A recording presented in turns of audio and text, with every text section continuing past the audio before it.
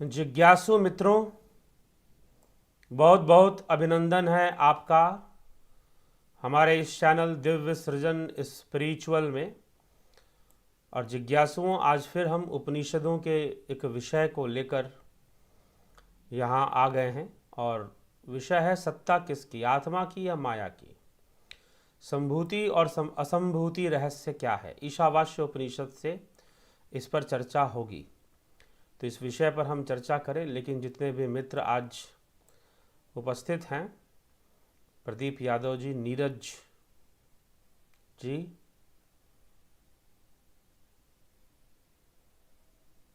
आदि सिन्हा जी,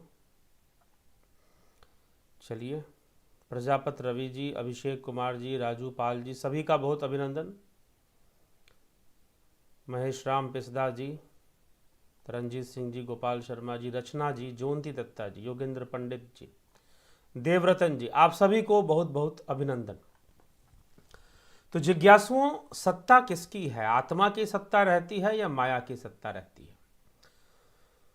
माया का विषय भी समझना चाहिए कि जो मिथ्या है, जो कुछ ना होकर भी सब कुछ ही है, तो किस प्रकार माया की गतिविधि काम करती है, उसे वो भी समझने योग्य है। तो अवश्य ही हम आज वह विषय भी इसमें स्पष्ट हो जाएगा। तो चलिए आगे बढ़ते हैं और उपनिषदों के श्लोक पर हम चलते हैं। ईशावास्य उपनिषद के इन श्लोकों में 3 श्लोकों के अंदर इस विषय पर चर्चा मिलती है। कल हमने विद्या के ऊपर चर्चा की और आज उसके आगे बढ़ते हुए हम 12वें श्लोक से हम चर्चा करेंगे। 12वें, 13वें, 14वें श्लोक के अंतर्गत हम संभूति और असंभूति, संभूति क्या है और असंभूति क्या है, उस पर हम चर्चा करेंगे। तो देखिए क्या श्लोक कहता है। अंधम तमः प्रविशन्ति यो असंभूति मुपासते ततो भूय इवते तमो यउ संभूत्यांग रताः। जो मनुष्य विनाशील देव पितर, विनाशील जगत को जिसमें सारे जीवात्माएं आती हैं, विनाशील जगत जो माया है, जो परिवर्तनशील है। असंभूति, असंभूति मतलब जो परिवर्तनशील है, जो जिसकी सत्ता नहीं है, असंभूति की उपासना करता है, अज्ञान रूप घोर अंधकार में प्रवेश करता है। जो संभुत्याम अविनाशी परमेश्वर में रत है, अर्थात उनकी उपासना में, उपासना के मिथ्या अभिमान में, जो अब देखिए जिस प्रकार से विद्या की चर्चा हुई थी, उसी प्रकार से यहां संभूति और असंभूति की भी चर्चा है। भेद क्या है, आत्मज्ञानी का भेद है, आत्मज्ञानी का भेद है। तो जो आत्मज्ञानी है उनके दृष्टि में भेद आ जाता है और उनकी जो दृष्टि है अधिक पारदर्शी होती है, अधिक साफ होती है। तो अंधम तमः प्रविशन्ति यो असंभूति मुपासते ततो भूय इवते तमो यउ संभूत्यांग रता। तो जो मनुष्य असंभूति की उपासना करता है, अर्थात परिवर्तनशील संसार में स्थित होकर कामनाओं के वशीभूत जो उपासना करता है, वह तो अंधकार में जाता है। लेकिन जो अज्ञानतापूर्ण ढंग से संभूति अर्थात सत्ता की भी उपासना करता है, वह भी अंधकार में ही जाता है। यह बड़ी विचित्र बात है। पहले भी जब ये विद्या पर चर्चा हुई तो श्लोक ये कहते हैं, 9वां 10वां 11वां श्लोक पर हमने कल ही चर्चा की थी। तो उसमें कहा गया कि अविद्या और अविद्या दोनों ही तुम्हारे पतन का कारण बन जाते हैं, दोनों ही तुम्हें अंधकार में ले जाते हैं। फिर कहा गया नहीं, जो विद्या का विषय है वह आत्मज्ञानियों के लिए कुछ और है, उसका अर्थ कुछ और है, और जो अविद्या है वह भी आत्मज्ञानियों के लिए उसका अर्थ कुछ और है। इसीलिए उसके अनुसार ना तो विद्या बाधक है और ना ही अविद्या बाधक है। जो आत्मज्ञानी निष्काम भाव से संसार के कर्म भी करता है उसके लिए कर्म बाधक नहीं है, और उसके लिए विद्या तो ज्ञानमय है, इसीलिए सहायक भी है। इस प्रकार से लिखा गया। ठीक उसी प्रकार से उसी लहजे में क्या लिखा जा रहा है यहां पर कि जो असंभूति, असंभूति मतलब यह संसार को असंभूति, जो जिसकी सत्ता नहीं है, जो स्वयं से नहीं है। जो स्वयं से है वही तो स्वयंभू है, और जो परवश है वो कभी स्वयंभू ना हो सकता। तो जो स्वयं से नहीं है उसके लिए कहा गया असंभूति।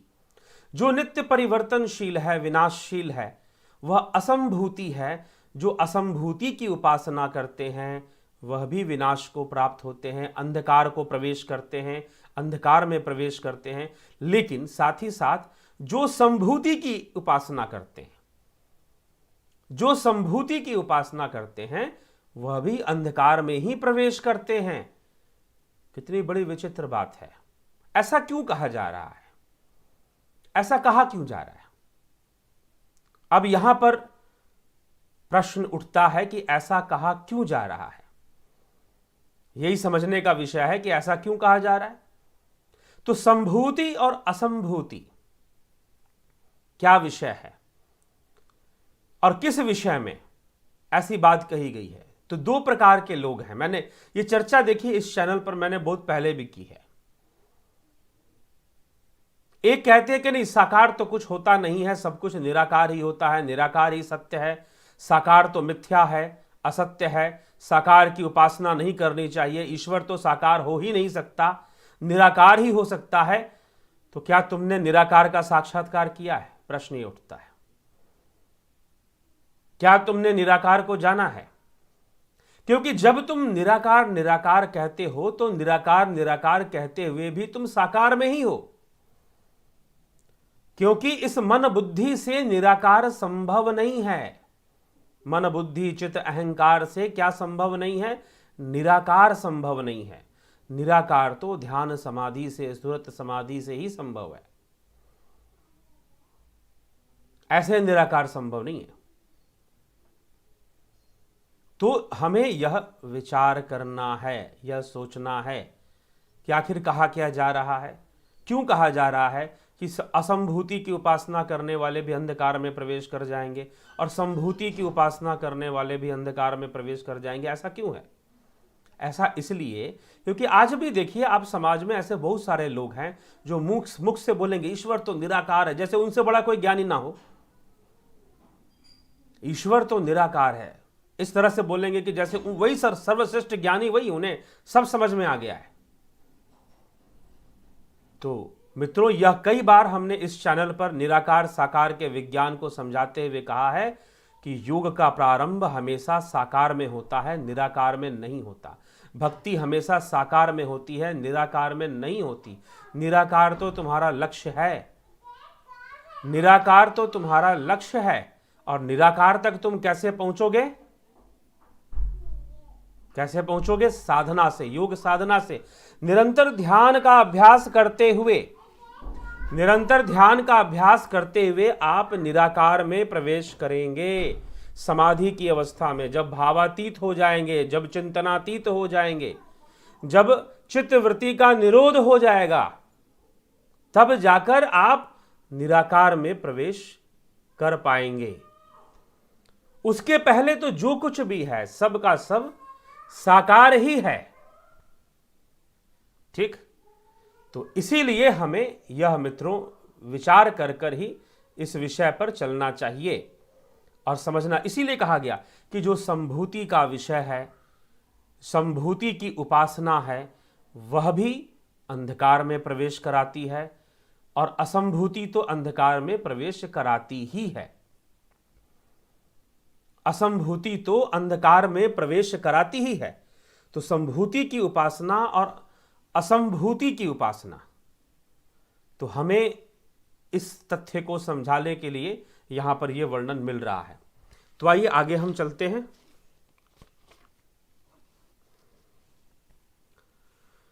तो अगले श्लोक में कहा जा रहा है अन्न देवाहु संभाव भवादन्न दाहुर संभवात इति सुषुम्म ध्यानाम ये नस तद विचक्षिरे। अर्थात अविनाशी ब्रह्म की उपासना, अर्थात जो संभूति है उसकी उपासना, वही अविनाशी रूप में है, वही निराकार रूप में। और असंभूति जो परिवर्तनशील है, जो विनाशशील है। संभूति जिसका परिवर्तन नहीं, जिसका विनाश नहीं, जो सनातन है, वही संभूति है। और जो सनातन नहीं, परिवर्तनशील है, वह असंभूति है। तो संभवात जो संभव है, जो अविनाशी है, उसका फल कुछ दूसरा बतलाते हैं। और जो असंभूति है उसका फल भी कुछ दूसरा बतलाते हैं। इस फल को समझने के लिए जो आत्मज्ञानी धीर जन है, आत्मज्ञानी धीर जन है, उनकी व्याख्या सुननी चाहिए, उनकी व्याख्या सुननी चाहिए। जो आत्मज्ञानी धीर जन है उनकी व्याख्या सुननी चाहिए कि संभूति क्या है, असंभूति क्या है। अन्यथा सांसारिक मनुष्यों के द्वारा जो मात्र जिह्वा से निराकार निराकार कहते हैं, लेकिन निराकार को नहीं जानते, निराकार को नहीं जानते वो, ठीक। तो निराकार भावातीत अवस्था वह तो समाधि में संभव है भैया, वो अभी इधर कहां संभव, वह तो समाधि की अवस्था में ही संभव है, उससे पूर्व निराकार संभव नहीं है। तो वो आत्मज्ञानी के मुख से उसे सुनना चाहिए, उस व्याख्या को समझना चाहिए, ऐसे समझ में नहीं आएगा, इस उनका कहना है। अगला, संभूतिम च विनाशम च यस्तदत् वेदो भयम स विनाशेन मृत्युम कृत्वा संभूत्या अमृतमश्नुते। जो मनुष्य उन दोनों को, संभूति और असंभूति दोनों को जानते हैं, जो विनाशशील है और साथ ही साथ जो विनाशशील नहीं है, वह संभूति है, और विनाशशील असंभूति है, तो दोनों के यथार्थ को जान लेता है, वह असंभूति को पार कर जाता है, असंभूति के मृत्यु रूप को पार कर जाता है, और जो संभूति अविनाशी है, परमात्मा है, उसको भी वह जान लेता है, उसी में जाकर वह परम धाम को प्राप्त कर लेता है। तो 3 श्लोकों में यह बात समझाई गई। पहला श्लोक में यह कहा गया, इन 3 श्लोकों के अंदर, जो कि आपके 12वें, 13वें, 14वें श्लोक के अंतर्गत है, ईशावास्य उपनिषद में 12वें श्लोक में समझाया गया कि आप उपासना चाहे संभूति की करें चाहे असंभूति की करें, आप अंधकार में प्रवेश करेंगे।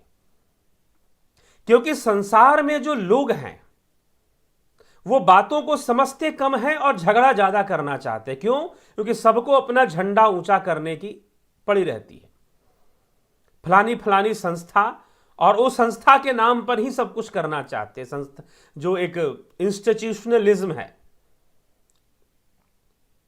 जो कि आपको बिल्कुल आपको अध्यात्म से तोड़ देता है, अध्यात्म के नाम पर, जोड़ने के नाम पर तोड़ देता है, जो इंस्टीट्यूशनलिज्म है, संस्थानवाद है, ठीक है। तो वह जो संस्थानवाद है वह क्या करता है कि आपको तोड़ देता है, और फिर आप रट्टू तोता बन जाते हो कि हम तो निराकार को मानते हैं, साकार नामक कोई। भैया इस संसार में सब कुछ साकार है, कुछ भी निराकार नहीं है। Everything has a form, it may be in wave form, it may be in wave form, even what ever you think that is in form. जो आप सोचते हैं, आपकी जो विचार तरंगे हैं, वह भी फॉर्मलेस नहीं है। तो सब कुछ फॉर्म में है, सब कुछ आकार में है, निराकार में कुछ नहीं है। क्योंकि निराकार में तो परमात्मा की सत्ता है, ब्रह्म की सत्ता है, और वह तो तुम जब चित्त का लय कर दोगे, भावातीत अवस्था में चले जाओगे, तब जाकर उसका साक्षात्कार है, तब जाकर वो समझ में आएगा। ऐसे कहां से समझ में आएगा? ठीक है। तो यह हम अच्छे से इस बात को समझ लें। तो निराकार निराकार कहने से नहीं हो जाता। उसी को समझाने के लिए कि जो मात्र बाहर से निराकार निराकार रट लगा रहे हैं कि ईश्वर तो निराकार है, ईश्वर तो निराकार है, अरे जो तुम बोल रहे हो वह भी साकार है। निराकार की भावना ही साकार हो जाती है, क्योंकि संसार भावना मात्र है। निराकार की भावना ही साकार हो जाती है, ठीक। तो यह यहां पर समझाने की कि जो अंधेपन में निराकार निराकार कहते रहते हैं, ब्रह्म ब्रह्म कहते रहते हैं, उनको ब्रह्म नहीं मिलता, वो भी अंधकार में जाकर गिरेंगे। उनकी हालत कैसे है? एक तो जो अज्ञानी असंभूति की उपासना करने वाला है, विनाशशील संसार की उपासना करने वाला है, विनाशशील विषय भोगों के संग रहने वाला है, जो इस संसार के भीतर विनाशशील विषय भोगों के संग रहने वाला है, तो विनाशशील विषय भोगों के संग रहने वाला है, तो वह असंभूति है, ठीक ना, वह अंधकार में ही जाएगा। लेकिन जो भ्रम में आकर, जिसको पता भी नहीं कि ब्रह्म क्या, निराकार क्या, फिर भी ज्ञान, अपने आप को ज्ञानी समझकर, उसे ज्ञानी होने का भ्रम हो गया है, और उस भ्रम में आकर जो है वह निराकार निराकार की चर्चा कर रहा है, ब्रह्म ब्रह्म की चर्चा कर रहा है, बस मुंह से कर रहा है, लेकिन कोई ध्यान योग, कोई उसका अभ्यास, वहां तक पहुंचने का कोई प्रयास नहीं है उसके पास, तो वह भी अंधकार में ही जाएगा। भले ही वह संभूति की उपासना कर रहा है, फिर भी अंधकार में जाएगा, और जो असंभूति की उपासना कर रहा है वह भी अंधकार में जाएगा। तो इन दोनों विषयों को धीरों से, जो आत्मज्ञानी धीर जन हैं, उनके माध्यम से समझना चाहिए। तो बाधा तो असंभूति भी नहीं है, बाधा तो संभूति भी नहीं है, और जो असंभूति की उपासना करने वाले हैं आत्मज्ञानी, वह मृत्यु पर विजय प्राप्त कर लेते हैं, मृत्यु को पार कर जाते हैं, ऐसा 14वें श्लोक में कहा जा रहा है। और संभूति की उपासना से वह एक ही ज्ञानी है जो दोनों ही उपासनाएं कर लेता है, असंभूति की भी और संभूति की भी। वह एक ही व्यक्ति है जो दोनों ही उपासनाएं कर लेता है, असंभूति की ही संभूति की ही, अर्थात साकार के भी निराकार के भी, दोनों की उपासना वो कर लेता है, क्योंकि वो आत्मज्ञानी है, और वह मुक्त भी हो जाता है, वो परम धाम की प्राप्ति भी कर लेता है। और जो आत्मज्ञानी नहीं है, वह, कोई कहेगा नहीं नहीं साकार गलत है, निराकार ही सही है, और दूसरा कहेगा नहीं निराकार कुछ नहीं होता, साकार ही सब कुछ होता है। अरे भैया, दोनों है, दोनों ही है, लेकिन सत्ता किसकी है? यह संसार परिवर्तनशील है, यह संसार पर। एक बात बताइए, सत्ता किसकी है? आप आज ये वीडियो सुन पा रहे हैं, आप वीडियो सुन पा रहे हैं, सत्ता किसकी है? सत्ता किसकी है? कौन नहीं होगा तो आप नहीं सुन पाएंगे। आप यह वीडियो सुन पा रहे हैं, किसकी सत्ता से सुन पा रहे हैं? ऐसी कौन सी वस्तु अगर ना हो तो सारी व्यवस्था होने पर भी आप नहीं सुन पाएंगे? तो एक तो इंटरनेट की भी सत्ता है, लेकिन सबसे ऊपरी सत्ता कौन सी है? बिजली की सत्ता है। अगर बिजली ना हो तो ना कंप्यूटर चल सकता है, ना मोबाइल चल सकता है, ना ही इंटरनेट चल सकता है। तो बिजली की सत्ता है, उसकी सत्ता में ही सब कुछ हो रहा है। आप सुन पा रहे हैं, आप देख पा रहे हैं। वैसे ही सत्ता तो आत्मा की है, सत्ता तो उस आत्मा की ही सत्ता है जिससे प्रेरित होकर, जिसके सकाश से सब कुछ हो रहा है। और वह आत्मा ही तो मातृरूपा है, सब कुछ करने वाली है। तो इसीलिए सत्ता तो उसी की है। संसार परिवर्तनशील है, यह भी उसी का रूप है, उसी का एक रूप है।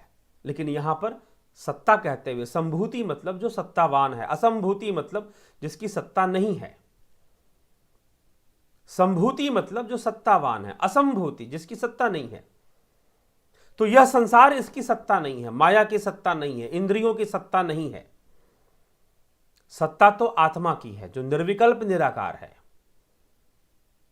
सत्ता तो आत्मा की है। तो जो आत्मा की सत्ता है वही सत्ता, उसी सत्ता से सब कुछ चल पा रहा है। आत्मा के सकाश से ही सब कुछ चल पा रहा है। इसलिए इस बात की लड़ाई हमेशा के लिए खत्म कीजिए कि निराकार बड़ा या साकार बड़ा, निराकार बड़ा या साकार बड़ा, इसकी लड़ाई हमेशा के लिए खत्म कर दीजिए। जिसके मन में इसके बीच में भेद है, इसका मतलब कि अभी वह आत्म अनुभूति और आत्मज्ञान के विषय से नहीं जुड़ पाया है। तो यह समझने की आवश्यकता है। ठीक है मित्रों, यह समझने की आवश्यकता है। कुछ लोग पूछते हैं क्या आत्मज्ञान और ब्रह्म ज्ञान एक ही है? एक जगह पर में कोई संस्था है, वो ये कहती है कि हम ब्रह्म ज्ञान देते हैं, हम आत्मज्ञान नहीं देते। वो आत्मज्ञान शब्द का प्रयोग नहीं करेंगे, ब्रह्म ज्ञान का प्रयोग करें। विवेक चूड़ामणि पढ़ लीजिए, आदि गुरु शंकराचार्य ने कहा है कि आत्मकेर बोधे बिना विमुक्तिर्ना सिद्धते ब्रह्म शतांतरे अपि। ब्रह्म आत्मैक्य बोध, ब्रह्म आत्मैक्य बोध अर्थात ब्रह्म आत्मा का एकत्व बोध ही आत्मज्ञान है और ब्रह्म ज्ञान है। आत्मा ही ब्रह्म है, अयम आत्मा ब्रह्म। तो फिर कैसे कहोगे कि इसीलिए तो आत्मज्ञान ब्रह्म ज्ञान एक ही विषय है उस स्तर पर, अद्वैत वेदांत के स्तर पर। वैसे आत्मज्ञान का विषय सेल्फ नॉलेज, तत्व ज्ञान का विषय है। आप मन, बुद्धि, चित्त, अहंकार, इनको भी जानना तत्व ज्ञान का ही विषय कहा जाता है और आत्मा का ही विषय माना जाता है। इनको जानना तो जो साधक होगा वो जानेगा। कई बार तो लोग ऐसे मिलते हैं जो दावा करेंगे कि हम ब्रह्म को जानते हैं, हमने ब्रह्म को देख लिया है, लेकिन मन पर नियंत्रण फिर भी नहीं है। मन ना समझ में आया, बुद्धि ना समझ में आई, चित्त ना समझ में आया, सीधा ब्रह्म ही समझ में आ गया। तो कुछ ऐसे भी मिल जाते हैं। तो ऐसा नहीं होता। इसीलिए सांख्य का तत्व दर्शन क्या है, सांख्य का तत्व ज्ञान क्या है, समझना चाहिए, समझना चाहिए। सिर्फ तत्व ज्ञान, ब्रह्म ज्ञान, इन शब्दों के प्रयोग मात्र से कुछ ब्रह्म ज्ञान नहीं हो जाएगा, इन शब्दों के प्रयोग मात्र से कुछ तत्व ज्ञान नहीं हो जाएगा। तो यह विवेक से शास्त्र सम्मत, अगर शास्त्रीय शब्दों का प्रयोग कर रहे हैं तो उसे शास्त्र सम्मत ढंग से ही समझना चाहिए, अन्यथा शब्द का प्रयोग मत कीजिए। अगर आप कहते हैं शिव, अगर आप शिव का नाम लेते हैं तो आप चाहते हैं कि भाई शिव का नाम भी लेंगे और अपनी शिव की परिभाषा दे देंगे, तो शिव शब्द का प्रयोग आपने कहां से सीख लिया? आपको शिव शब्द मिला कहां से? पुराणों से मिला, शास्त्रों से ही तो मिला ना शिव शब्द। तो शिव शब्द तो आपने ले लिया और शिव की परिभाषा अपनी निजी बना ली, तो यहीं पर गड़बड़ होगा, यहीं पर शास्त्र विरुद्ध कार्य है। ये सब, ये सारी गतिविधियां शास्त्र विरुद्ध हैं, तो उसी से बचना चाहिए। चलिए आइए मित्रों, तो मेरे ख्याल से संभूति, असंभूति और सत्ता किसकी है, यह विषय निश्चय ही स्पष्ट हुआ होगा। तो चलिए, प्रदीप यादव जी, धीरज जी, चलो मुक्ति की ओर। जय श्री राम स्वामी जी। मुझे सिर्फ इतना जानना है कि योग द्वारा हम ब्रह्म बनना या उस अवस्था को प्राप्त कर लेंगे, लेकिन सवाल यह है कि कभी तो हम ब्रह्म ही रहे होंगे, तो हम यहाँ क्यों आ गए?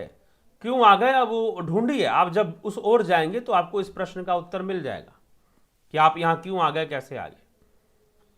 जब आप उस ओर जाएंगे तो इस प्रश्न का उत्तर भी मिल जाएगा। आपने लिखा ना, नीरज चलो मुक्ति की ओर, तो जब उस रास्ते पर जाएंगे तो पता चल जाएगा क्यों आ गए। ठीक। आदि सिन्हा जी, गुरु जी, पुरुष और प्रकृति के मेल से जीव का जन्म होता है, बार बार क्यों मनुष्य और प्रकृति का मेल होता है और जाति को मोक्ष की प्राप्ति होती है, जीव को मोक्ष की प्राप्ति होती है और फिर मिलन से नया जीव का निर्माण। ये तो निरंतर चल रहा है। मिलन क्या? चेतन, जड़ और चेतन है, मिलन कौन सा यहां पर कोई मिलन है? ये तो जड़ चेतन की प्रक्रिया है, वो निरंतर चल रही है। इसलिए सृष्टि निरंतर हो रही है, प्रलय भी निरंतर प्रलय भी हो रहा है। वो निरंतर ही चल रहा है। कुछ खास समय पे बन जाता है किसी सा, ऐसा कुछ नहीं है। वह तो निरंतर ही चल रहा है। सृष्टि तो निरंतर ही हो रही है ना, जड़ और चेतन से। ठीक। तो यह विषय है।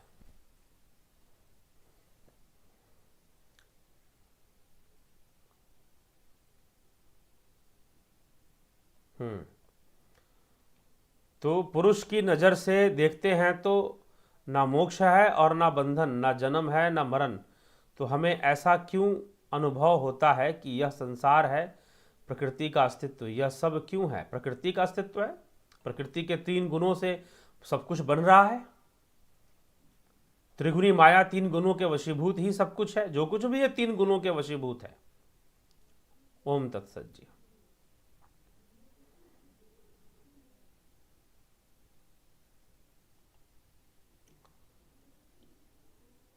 जप तप व्रत पूजा क्या है, ये मोक्ष में सहायक है या पुण्य ही मिलता, पुण्य भी मिलता है, मोक्ष में सहायक भी है।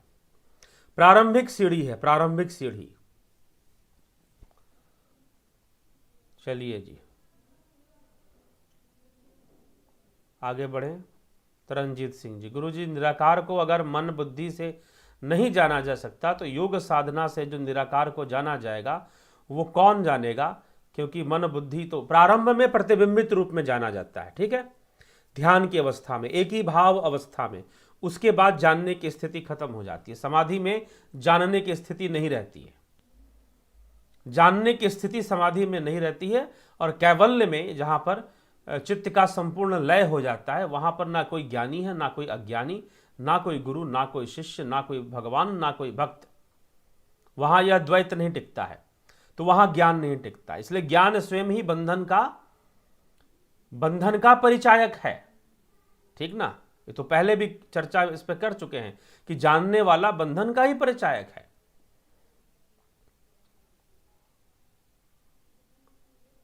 तो एक प्रतिबिंबित भाव ही बनता है ब्रह्म का ध्यान की अवस्था में, तुरीय अवस्था में, और उसके बाद महासमाधि में ही निराकार मिलता है, उसकी प्राप्ति होती है।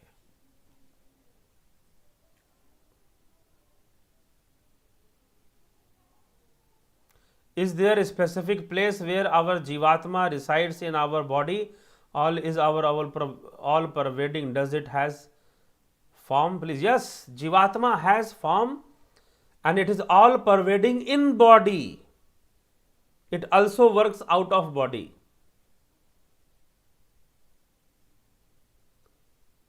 Is no specific place. Only it is known through, only to know the Jivatma or Sukshma Sharir is possible through Dhyana, opening of Agya Chakra. It is only possible through opening of Agya Chakra, through Dhyana, Dhyana Yoga. It is only possible through Dhyana Yoga to know your Sukshma Sharira, Jivatma. But it is all pervading in body. यह शरीर में हर जगह है। जो जीवात्मा है वह शरीर में हर जगह ही कंट्रोल बनाकर रखता है। लेकिन जब हमें जानना है तो हमारे मनुष्य जीवन में, मनुष्य शरीर में जो माध्यम है उसको जानने का, वह यहां से है, त्रिकुटी द्वार से है, कुटस्थ से है, वहां से है। उसको दशम द्वार भी कहते हैं, उसे आज्ञा चक्र भी कहते हैं, वहां से है, जहां माताएं बहनें बिंदी लगाती हैं, भाई लोग तिलक लगाते हैं।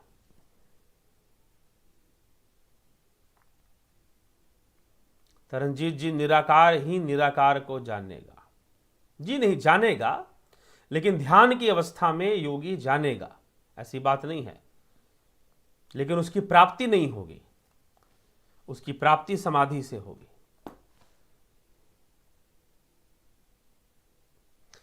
गोपाल शर्मा जी, गुरु जी, क्या हर संसारिक क्रिया कर्म करते वक्त निरंतर आत्मा में विलीन रहने का स्पष्ट एवं पूर्ण रूपेण भान एवं बोध संभव है?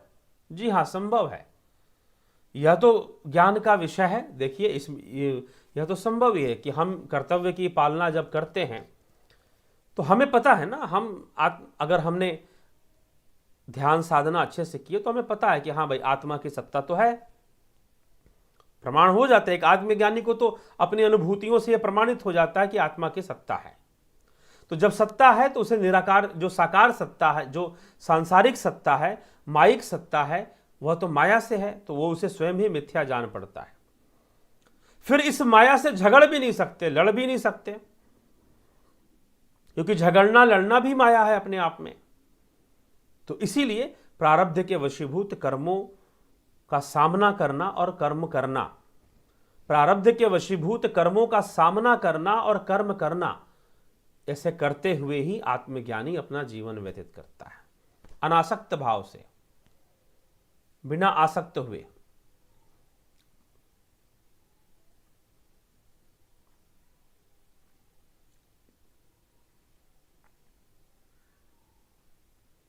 हम मनुष्य ने देवता को मनुष्य के देह रूप से माना, परंतु क्या देवता के देह की रचना मनुष्य के देह की जैसी है या आत्मा या अलग है?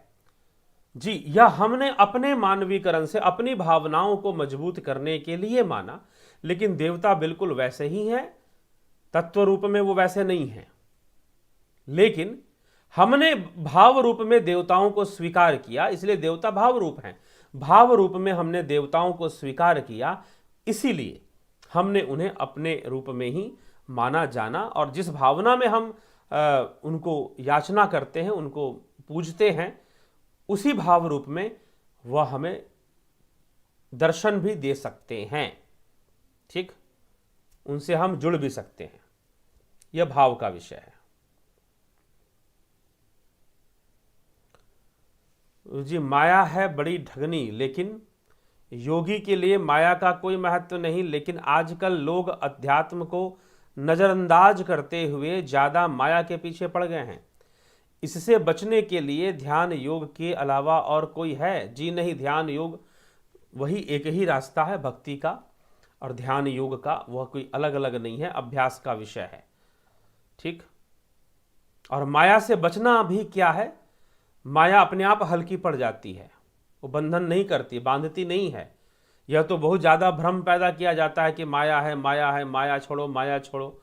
ऐसा नहीं है। माया जब तक मन से ना छूटे तब तक क्या छूटेगी? तो ज्ञान के द्वारा ही माया का खंडन होगा, साधना के द्वारा ही, ध्यान योग के द्वारा ही।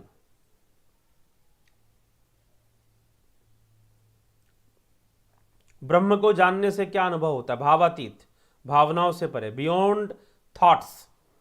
और जो वस्तु विचार पैदा कर रही है, भावनाएं पैदा कर रही है, वो ब्रह्म नहीं है। वैसे तो संपूर्ण संसार ही ब्रह्म का विवर्त है। हाँ, कुछ अनुभूतियां सूक्ष्म हो सकती हैं, जैसे कई बार लोग अनुभूतियां करते हैं अंतर्घट के अंदर, कहते हैं कि दिव्य चक्षु से हमने ये देखा, हमने नाद सुना। यह सब भी सगुण विषय है, यह कोई निर्गुण विषय नहीं है। ठीक, भगवान श्री कृष्ण ने जब अर्जुन को दिव्य दृष्टि दिया और कहा कि तू मेरे योग ऐश्वर्य रूप को देख, पश्चिमय योगमैश्वरम, योगमैश्वरम मतलब योग सिद्ध रूप। अभी तू साधारण रूप में मुझे देख रहा, अब मेरे योग सिद्ध रूप को देख। और उसको भगवान ने 12वें अध्याय में सगुण कहा। तो दिव्य दृष्टि से कई लोग देखते हैं, कहते हैं हम निर्गुण को देख रहे हैं। जी नहीं, सगुण को देख रहे हैं।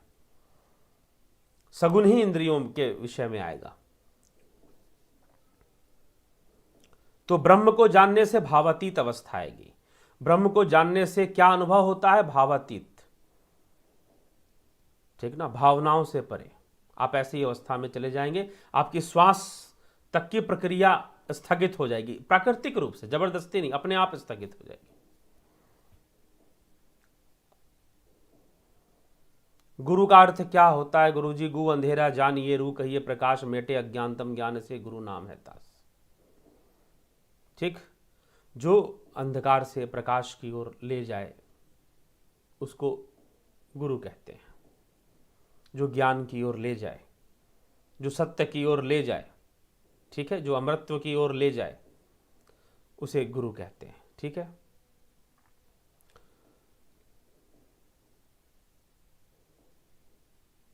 Thanks so much Madhavi Sharma ji. ठीक है, विष्णु बरल जी, गुरु जी दिव्य जगत में भक्त और भगवान का भाव नहीं होता क्या? दिव्य जगत की बात नहीं कही गई है। परम अवस्था जो है, जो मुक्त अवस्था है, मोक्ष है, जो कैवल्य है, उसके लिए कहा गया कि वहां पर भक्त भगवान गुरु शिष्य नहीं होते, ऐसी अवस्थाएं वहां नहीं बनती।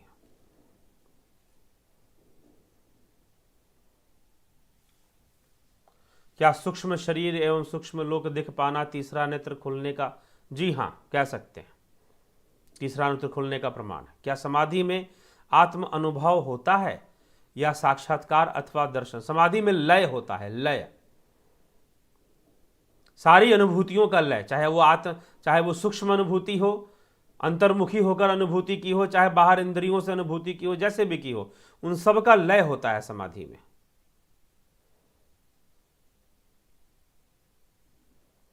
भक्ति में साक्षात दर्शन बताए जाते हैं। जी हाँ, सगुण दर्शन बताए जाते हैं।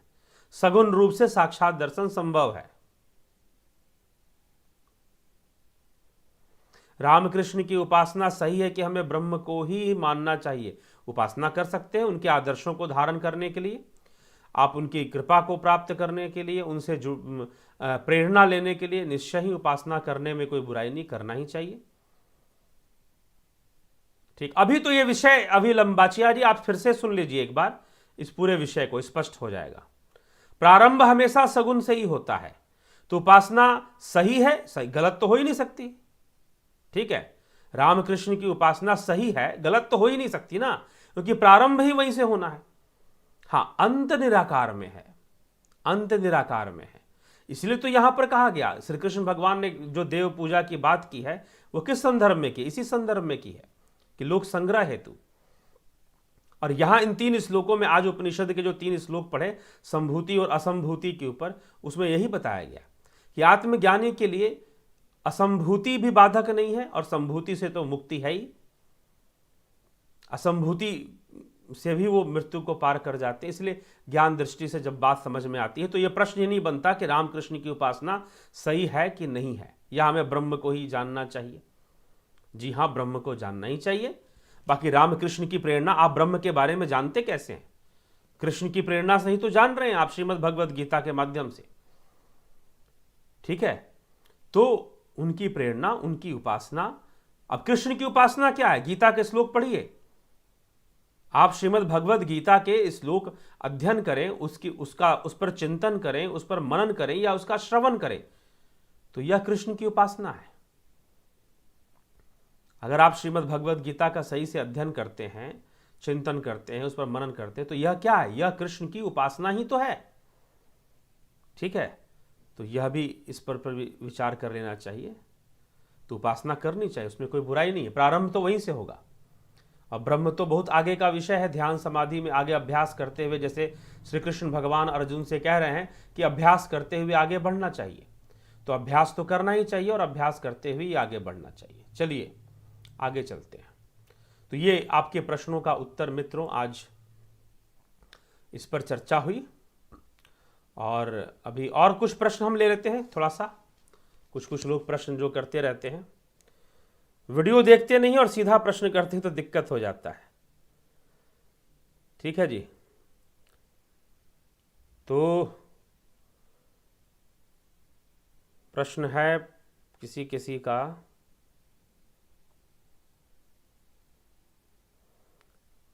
पूनम जी आप महाराष्ट्र कहाँ आएंगे? पहले पूना आएंगे। आप संपर्क में रहिए, हमेशा लाइव में हम बताते नहीं रहेंगे कि हम कहाँ पर। जिनको संपर्क करना है आप सीधा संपर्क करके आप पूछें। तो इस प्रकार से कई मित्रों के, एक और हैं मित्र,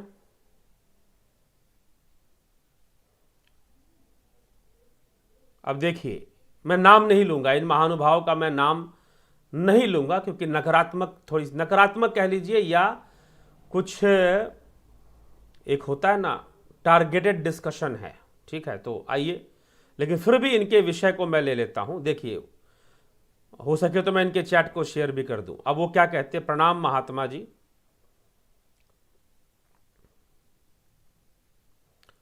सूक्ष्म शरीर को देखने की क्या विधि है? सूक्ष्म शरीर को देखने की क्या विधि है? प्रश्न क्या है इनका? श्रीमान जी पंजाब से हैं, ये सर जो भी हैं, इन्होंने बताया है यहां पर कि मैं पंजाब से हूं। नाम मैं इनके लिए ही नहीं ले रहा हूं, अगर जरूरत लगा तो नाम लेकर भी एक दिन बोल दूंगा। तो सूक्ष्म शरीर को देखने की क्या विषय है? क्या जान सकते हैं सूक्ष्म शरीर को? मैंने कहा कि हाँ, जान सकते हैं। आप ध्यान योग का अभ्यास करिए, ध्यान योग से। मैंने कहा ध्यान योग से आप जान सकते हैं।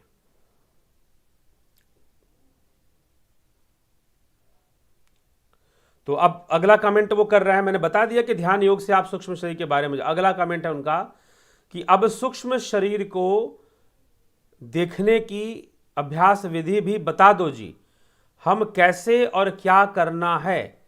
आभार होगा आपका। ठीक है, या कोई फीस है उसकी?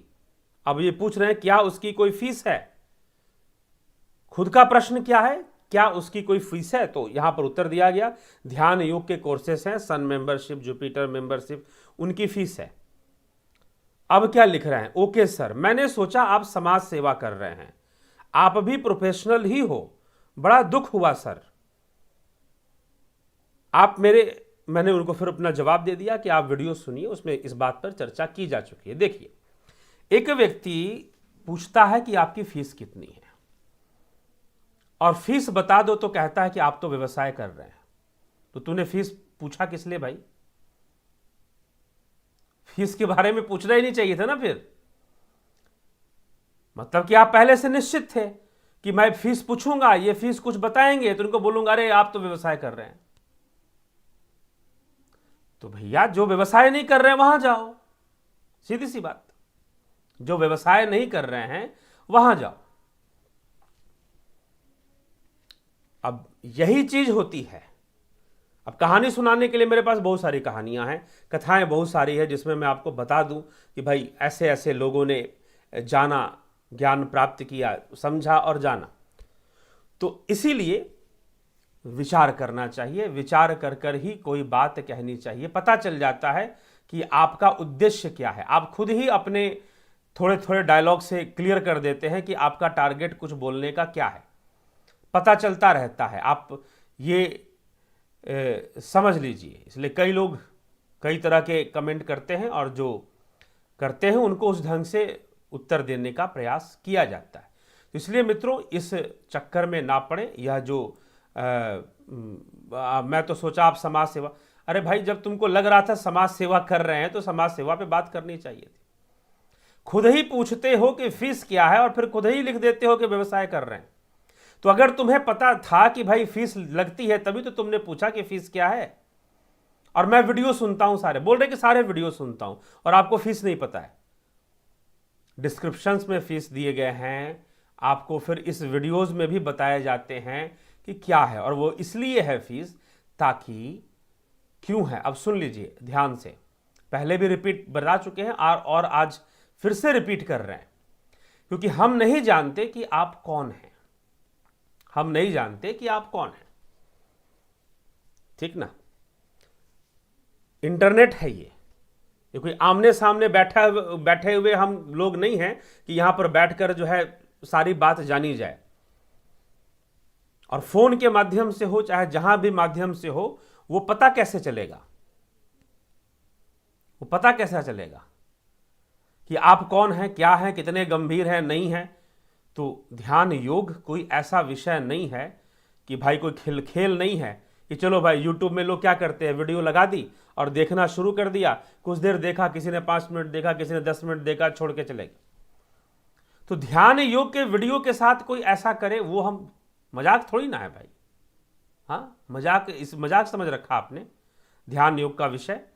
तो जो लोग गंभीरता से करना चाहते हैं वही आए, इसको ज्वाइन करें, और नहीं करना चाहते तो ऑनलाइन सिस्टम में तो उसका फीस निश्चित है। हाँ, आप सीधा हमारे पास आइए, हमने कह दिया आप हमारे सेंटर पे आइए, आपको निःशुल्क प्रदान कर देंगे।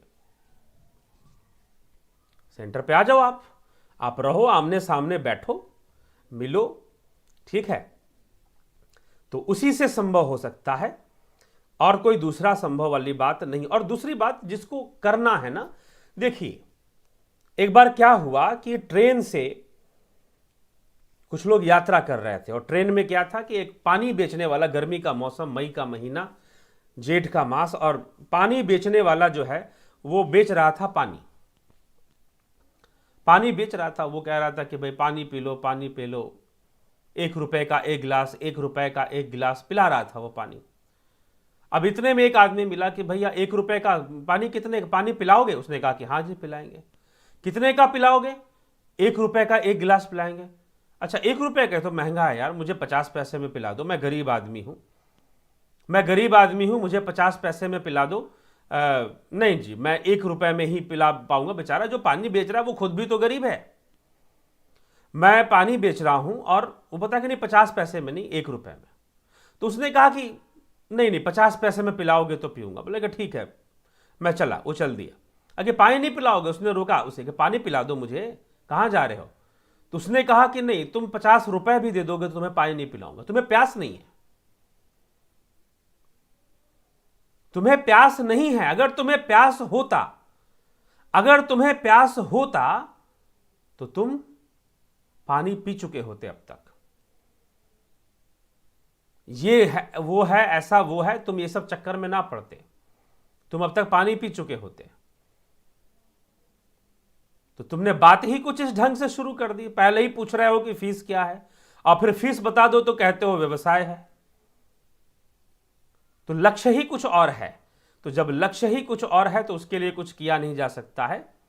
तो इसलिए मित्रों, यह तो आपकी गंभीरता, आप कई मित्र हैं बहुत अच्छे से बातचीत करते हैं, अपनी साधना करते हैं, कई लोग साधना पे, कई लोगों की तो साधनाएं हमने सुनकर भी कि हाँ भाई वो इस तरह की साधना कर रहे हैं, वो लिख रहे हैं कि हाँ मैं ऐसे ऐसे ध्यान करता हूं, मुझे ऐसी अनुभूतियां होती है। हम उनको यही सलाह करते हैं कि हाँ आप करिए, अपने मार्ग पे आगे बढ़ते रहिए।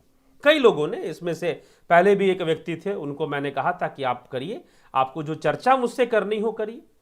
और भी कोई लोग हैं इसमें, गोपाल जी और कई लोग इस तरह से, एक हैं नारायण जी, उनको भी मैंने कहा कि नहीं, आप जो साधना कर रहे हैं उस पर आगे बढ़िए, अच्छी बात है, करो भाई। हाँ, अगर विशेष रूप से अगर आपके पास एक सिस्टम नहीं है और सिस्टम में आप आना चाहते हैं गहराई में उतरने के लिए, तो जरूर आप इसका लाभ उठाइए। तो कोई भी इसका लाभ उठा सकता है, अन्यथा आप जो कर रहे हैं करिए ना, किसने रोका, कोई थोड़ी ना, उसमें तो प्रोत्साहित करता हूं, बहुत अच्छी बात है भाई, ठीक। लेकिन जो एक प्रोटोकॉल है, एक सिस्टम है, वो है। इसीलिए हम किसी से कोई चंदा या इस तरह की चीजों का कभी डिमांड नहीं करते कि भाई आप दे। आप चले जाओ, दूसरे कई चैनल है जहां पर आपको कमेंट का उत्तर देने के लिए आपको क्या सुपर चैट में वो करना पड़ता है। आप सुपर चैट से जो पैसे भेजकर प्रश्न पूछेंगे उसी प्रश्न का उत्तर मिलेगा, दूसरे प्रश्न का उत्तर नहीं मिलेगा। लेकिन यहां पर मैं कोशिश करता हूं, घंटा हो जाए, 1.5 घंटा तक मैं रुक जाता हूं कई बार लाइव में, लोगों के देखता हूं प्रश्न बहुत अधिक हैं तो उनके प्रश्नों का उत्तर देने के लिए 1.5 घंटा तक रुक जाता हूं। दूसरे भी कई चैनल हैं, आप जाकर देखो, आप जब तक आप सुपर चैट नहीं करेंगे वो आपके प्रश्न का उत्तर नहीं देते हैं, वो आपके प्रश्न का उत्तर नहीं देते हैं। तो इसीलिए अच्छे से समझे, विचार करें और तब कुछ कहें। और रही बात, फिर आ जाते हैं एक और बात, व्यवसाय, पूरी प्रकृति ही एक व्यवसाय है। आपको मान लो कि रात को अच्छी नींद आ गई ना, वह भी कर्मफल का परिणाम है, वह भी कर्मफल का परिणाम है।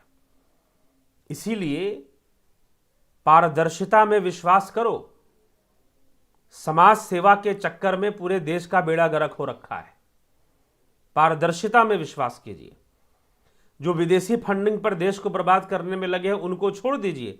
जो देश के अंदर जो समाज सेवा के नाम पर करने वाली जो संस्थाएं जो काम कर रही हैं, सन 2005 तक बोलती रहेंगी कि हम तो कुछ नहीं करते, हम व्यापार नहीं करते, हम व्यापार नहीं करते।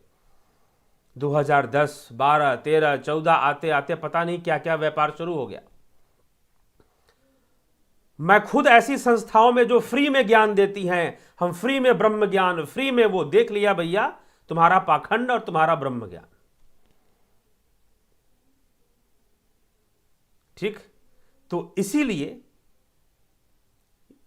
समझकर, सोचकर, पारदर्शिता, अगर यहां पर आपसे फीस ली जा रही है तो पूरी पारदर्शिता के साथ ली जा रही है, और पूरी पारदर्शिता के साथ आपको कोर्स दिया जा रहा है, कोर्स कराया जा रहा है, काउंसलिंग भी कराई जा रही है। और ऐसा नहीं कि हमने वीडियो भेज दिए जी हो गया, जी नहीं, पूछा भी जाता है। जितने लोगों ने ज्वाइन किया है उनसे पूछा जाता है कि क्या कर रहे हैं, अभ्यास कैसा चल रहा है, अभ्यास करते हुए कोई समस्या तो नहीं आ रही है।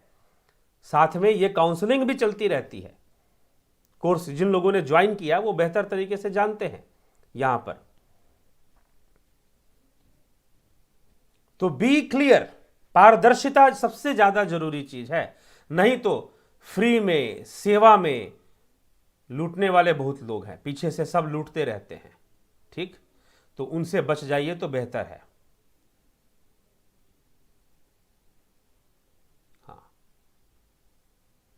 चलिए, तरनजीत से सूक्ष्म शरीर को देखने भी तो कामना है, आत्म में साथ होना चाहिए। हाँ जी, ठीक है, यह भी कामना तो है ही, लेकिन ठीक है, आप सूक्ष्म शरीर के बारे में जानना चाहते हैं तो ध्यान योग साधना से ही तो जानेंगे ना,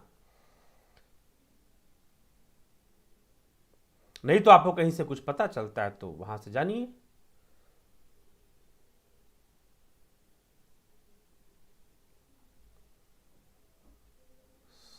माधवी शर्मा जी, आदिशनाथ सर जी, सच में आप पूरा एक सिविलाइज्ड और स्पिरिचुअलाइज पर्सन है। So true, so much intensity you have to give knowledge to our question, thank you. आप सभी का बहुत बहुत आभार, आप सभी का बहुत बहुत स्वागत इस चैनल में और इस अभियान में, इस श्रृंखला में। तो मित्रों, इसी के साथ विराम देंगे यहाँ पर इस विचार प्रवाह को, और कल फिर एक नए विचार के साथ मैं आऊँगा। और साथ ही साथ जो जिज्ञासु पूना में या मुंबई में मिलना चाहते हों वो व्हाट्सएप पर संपर्क कर लें, अपने बारे में बता दें और फिर वो मुझसे मैं समय दूंगा। अभी पिछले कुछ दिनों के लिए समझ लीजिए कि लगभग ये पूरा महीना फरवरी का मैं बाहर ही रहने वाला हूँ, महाराष्ट्र यात्रा पर, पूना मुंबई पर ही पहले से ही योजनाबद्ध है सारा, तो उसी यात्रा पर रहने वाला हूँ। तो आप चर्चा कर सकते हैं, जो लोग हैं, कई लोगों ने किया है और कई लोग और अगर मिलना जानना चाहें तो मिल सकते हैं। तो चलिए, इसी के साथ मैं विराम देता हूँ अपने विचारों को यहाँ पर। बहुत बहुत आभार आप सभी का।